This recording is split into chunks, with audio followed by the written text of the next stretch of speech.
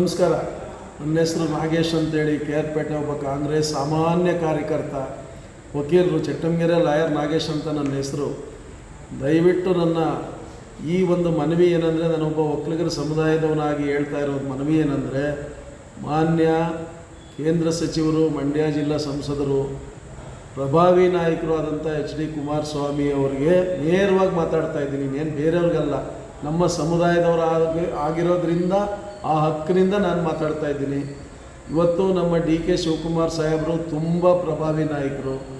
ಅವರು ಅವ್ರದ್ದೇ ಆದಂಥ ಕೊಡುಗೆನ ಕಾಂಗ್ರೆಸ್ ಪಕ್ಷಕ್ಕೆ ತ್ಯಾಗ ಮಾಡಿ 35ರಿಂದ 40 ವರ್ಷದವರೆಗೂ ಇವತ್ತಿನವರೆಗೂ ಭಾಳ ಸಂಕಷ್ಟದಲ್ಲಿದ್ದಾಗಲೂ ಪಕ್ಷ ಅಭಿವೃದ್ಧಿಯತ್ತ ತಂದು ಇವತ್ತು ಸರ್ಕಾರ ರಚನೆ ಮಾಡಲಿಕ್ಕೆ ಅವ್ರದ್ದು ಪಾತ್ರ ಇದೆ. ಬೇಕಾದಷ್ಟು ದುಡಿದಿದ್ದಾರೆ. ಅವರು ಮುಖ್ಯಮಂತ್ರಿ ಆಗುವ ಎಲ್ಲ ಅರ್ಹತೆಗಳನ್ನ ಹೊಂದಂಥ ಮಹಾನ್ ವ್ಯಕ್ತಿ.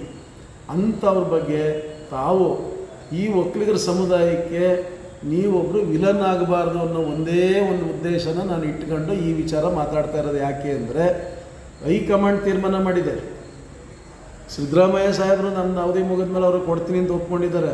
ಅಲ್ಲಿ ಏನೇನಾಗಬೇಕು ಪಕ್ಷದಲ್ಲಿ ತೀರ್ಮಾನ ಆಗಿರೋದನ್ನು ನೀವು ನಮ್ಮ ಮಾನ್ಯ ಸತೀಶ್ ಜಾರಕಿಹೊಳಿ ಸಾಹೇಬರು, ಅವರು ತುಂಬ ಪ್ರಭಾವಿ ರಾಜಕಾರಣಿ, ತುಂಬ ಪ್ರಭಾವಿ ಸಚಿವರು, ಸಂಘಟನಾ ಚತುರರು, ಅವ್ರದ್ದೇ ಆದಂಥ ಸಮುದಾಯದಲ್ಲಿ ಕೊಡುಗೆಯನ್ನು ಕೊಟ್ಟಿದ್ದಾರೆ. ಅವ್ರ ಸಮುದಾಯ ಪೂರ್ತಿ ಅವ್ರ ಹಿಂದೆ ನಿಂತಿದೆ. ಅವರು ಕಾಂಗ್ರೆಸ್ ಪಕ್ಷಕ್ಕೆ ಒಂದು ಆಸ್ತಿ ಇದ್ದಂಗೆ. ಅವ್ರನ್ನ ಕರೆಯೋದು, ಅವ್ರಿಗೊಂದು ರೀತಿ ಹೇಳೋದು, ಇವ್ರನ್ನ ಕರೆಯೋದು, ಇವ್ರಿಗೊಂದು ರೀತಿ ಹೇಳಿ ಸಮುದಾಯದ ನಾಯಕನಿಗೆ ನೀವು CM ಆಗೋದನ್ನು ತಪ್ಪಿಸಿದ್ರೆ, ದಯವಿಟ್ಟು ನೀವು ಒಕ್ಕಲಿಗರ ಸಮುದಾಯದಲ್ಲಿ ಒಬ್ಬ ವಿಲನ್ ಆಗಿ ಹೊರಹೊಮ್ಮುತ್ತೀರಿ. ಇವತ್ತು ಕುಮಾರಣ್ಣ ಅಂದರೆ, ದೇವೇಗೌಡರು ಅಂದರೆ ಭಾಳ ಗೌರವ ಇದೆ. ಇದು ನನ್ನ ಮನವಿ. ಈ ಮನವಿನ ನೀವು ತಿರಸ್ಕಾರ ಮಾಡಬೇಡಿ. ನೀವು ಒಂದು ವೇಳೆ ಸಮುದಾಯದಲ್ಲಿ ಯಾರಿಗಾದರೂ ಹೆಚ್ಚು ಕಡಿಮೆ ಆದರೆ ಇಬ್ಬರೂ ಒಗ್ಗಟ್ಟಾಗಿ ನಿಂತ್ಕೊಳ್ಳೋವಂಥ ಸ್ಥಿತಿ ಬಂದರೆ, ಈಗ ಒಬ್ರಿಗೊಬ್ರು ತಕ್ಕೊಂಡು ಎಳ್ಕೊಂಡು ಕೂತ್ಕೊಂಡು ಇಬ್ಬಗೆ ನೀತಿ ಅನುಸರಿಸಿದ್ರೆ ಈ ಸಮುದಾಯದ ಕೆಂಗಣ್ಣಿಗೆ ಗುರಿಯಾಗುವ ರೀತಿಯ ಎಲ್ಲ ಸಂಭವಗಳಿದೆ. ಮಾನ್ಯ ಕುಮಾರಣ್ಣವರೇ, ನಮ್ಮ ಮಂಡ್ಯ ಜಿಲ್ಲೆ ನಿಮಗೆ ಇಡೀ ಹಾಸನ ಕೈಬಿಟ್ಟಾಗಲೂ ಮಂಡ್ಯ ಜಿಲ್ಲೆ ನಿಮಗೆ ಅಧಿಕವಾದಂಥ ಬಹುಮತನ ಕೊಟ್ಟು ಗೆಲ್ಲಿಸಿ ಇವತ್ತು ಪ್ರಭಾವಿ ಸಚಿವರಾಗಲಿಕ್ಕೆ ಭಾಳ ಇದು ಸಂತೋಷದಿಂದ ನಮ್ಮ ಜನಾಂಗ, ನಮ್ಮ ಮಂಡ್ಯ ಜಿಲ್ಲೆ ಜನತೆ ಒಪ್ಕೊಂಡು ನಿಮ್ಮನ್ನು ಆಯ್ಕೆ ಮಾಡಿ ಕಳಿಸಿದೆ. DK ಶಿವಕುಮಾರ್ ಸಾಹೇಬರು ನನಗೆ ಅಂತಲ್ಲ, ನಿಮಗೆ ಅಂತಲ್ಲ, ಅವ್ರಿಗಿರ್ತಕ್ಕಂಥ ಒಂದು ಯೋಚನಾ ಶಕ್ತಿಯನ್ನು ಉಪಯೋಗಿಸ್ಕೊಂಡ್ರೆ, ಅಧಿಕಾರವನ್ನು ಅವ್ರ ಕೈಗೆ ಕೊಟ್ಟರೆ ಸಮಗ್ರ ಅಭಿವೃದ್ಧಿ ರಾಜ್ಯ ಕಾಣ್ತದೆ. ಅದನ್ನು ತಪ್ಪಿಸ್ಲಿಕ್ಕೆ ಪ್ರಯತ್ನ ಪಡಬೇಡಿ.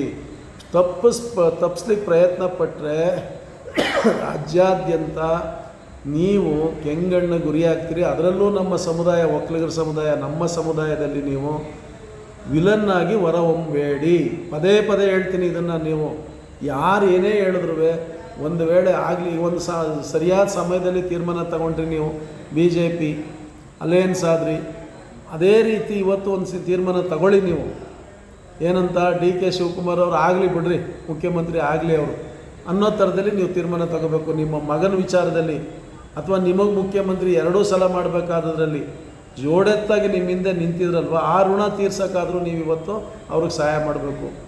ಎರಡನೇದು ನಾನೇನು ಹೇಳ್ತಾ ಇದ್ದೀನಿ ಅಂದರೆ, ನೀವು ಏನೇ ಕಷ್ಟಪಟ್ಟರು, ನೀವೇನೇ DK ಶಿವಕುಮಾರ್ ಅವ್ರನ್ನ ಸೈಡ್ಲೈನ್ ಮಾಡಬೇಕು ಅಂತ ಹೋರಾಟ ಮಾಡಿದ್ರು HD ಕುಮಾರಸ್ವಾಮಿ ಅವ್ರಿಗೆ ಮನವಿ ಮಾಡ್ತಾಯಿದ್ದೀನಿ, ನಿಮ್ಮದು ಪ್ರಯತ್ನ ವಿಫಲ ಆಗುತ್ತೆ.